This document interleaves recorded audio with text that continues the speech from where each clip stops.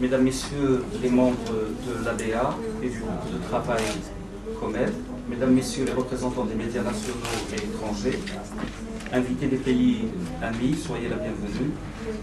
Mesdames et Messieurs, honorable assistance, permettez-moi de prime abord de vous exprimer notre grande joie d'être parmi vous aujourd'hui dans cet atelier qui se veut un espace d'échange et de partage autour d'une thématique qui nous interpelle tous, gouvernement, éducateurs, médias et société civile, à savoir le rôle de la communication dans l'éducation, mais surtout le rôle de la communication dans le développement de l'éducation.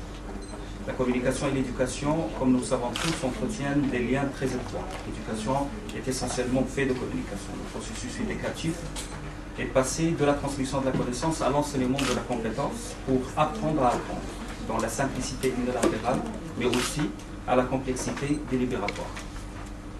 Une réflexion claire et systématique doit être menée sur les relations entre communiquer et éduquer.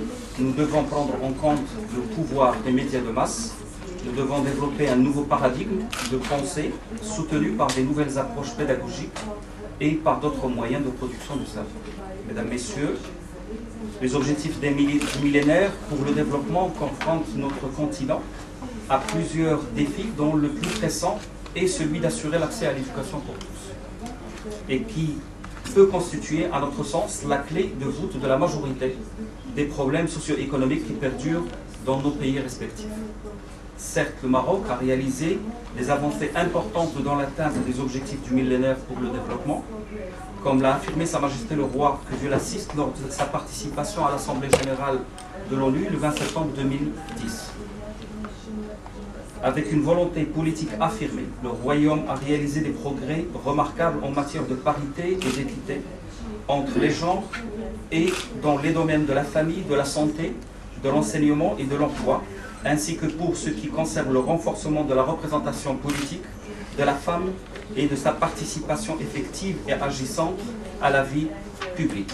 La généralisation de l'enseignement primaire nous a permis d'assurer la scolarisation de 93% des enfants de la tranche d'âge 6-11 ans. Ici prennent fin les paroles de Sa Majesté. Ainsi, au Maroc, le système de l'éducation et de la formation a connu plusieurs réformes visant essentiellement à améliorer la qualité de ce système et à accompagner les changements culturels et socio-économiques du pays.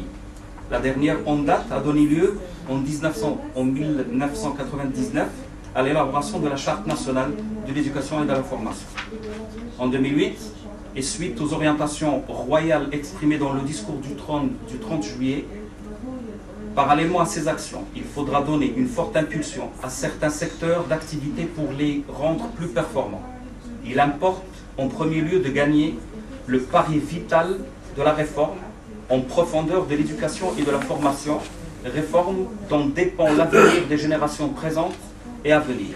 À cet égard, nous appelons le prochain gouvernement à s'atteler sans tarder à la mise en place du plan d'urgence pour consolider ce qui a été réalisé et procéder au réajustement qui s'impose en veillant à une application optimale des dispositions de la Charte nationale de l'éducation et de la formation. Ici prennent fin les paroles de Sa Majesté le Roi.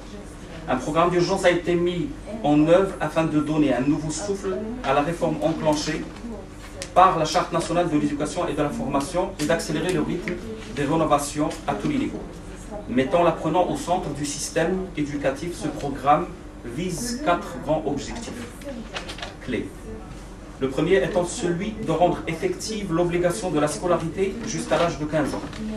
Le deuxième, celui de stimuler l'initiative et l'excellence au lycée et à l'université. Le troisième étant celui d'affronter les problématiques transversales du système. Et le quatrième étant celui de se donner les moyens de réussir avec les conditions, qui est une condition déterminante comme nous le savons tous.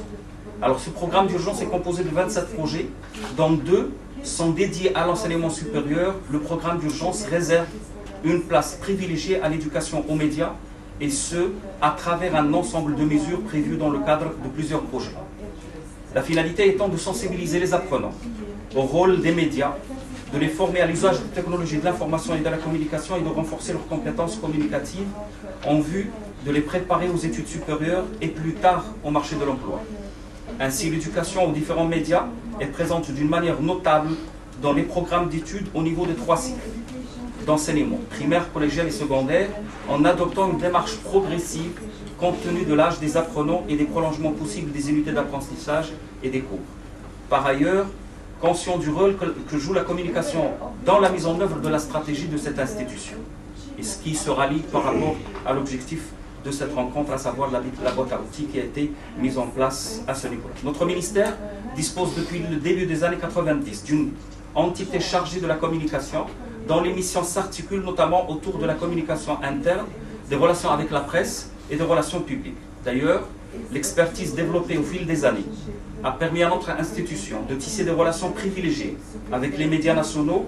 Ceci lui a valu en 2007 la première place dans un sondage d'opinion réalisé par le CMF MENA, Centre of Media Freedom, Middle East and North Africa, sur les relations des départements ministériels avec les médias sur le plan de la mise à disposition de l'information. Plus de 200 journalistes affiliés à la presse partisane et indépendante ont pris part à ce sondage. En outre, et afin de développer une communication de proximité, chaque AREF, Académie régionale de l'éducation et de l'information, c'est-à-dire la représentation décentralisée au niveau de chaque région du royaume, et chaque délégation dispose actuellement d'un chargé de communication qui veille sur la mise en œuvre de la politique de communication centrale au niveau régional et provincial et qui joue le rôle de relais entre l'administration territoriale et ses différents partenaires. De plus, nous œuvrons depuis plusieurs années pour faire de la télévision un outil d'éducation par excellence. Ainsi, plusieurs émissions éducatives ont vu le jour dans le cadre d'un partenariat, notamment avec la chaîne de télévision Rabia, dont je peux citer, premièrement, la télévision scolaire qui propose des cours de soutien aux élèves, préparant les examens certificatifs de la 6e année du primaire et de la 3e année collégiale, de la première année de la 2e année du baccalauréat. Force à l'Innajah, une émission de télé-réalité qui offre un coaching pédagogique et psychologique à un groupe d'élèves en difficulté depuis le début de l'année scolaire jusqu'aux épreuves du baccalauréat, ainsi que des cours d'alphabétisation destinés à différentes tranches d'âge. Mesdames et messieurs, la réussite de tout projet de réforme sous-entend l'adhésion de toutes les parties prenantes. Dans cette perspective, le programme d'urgence a consacré le projet E4P2 à la communication et à la mobilisation autour de l'école.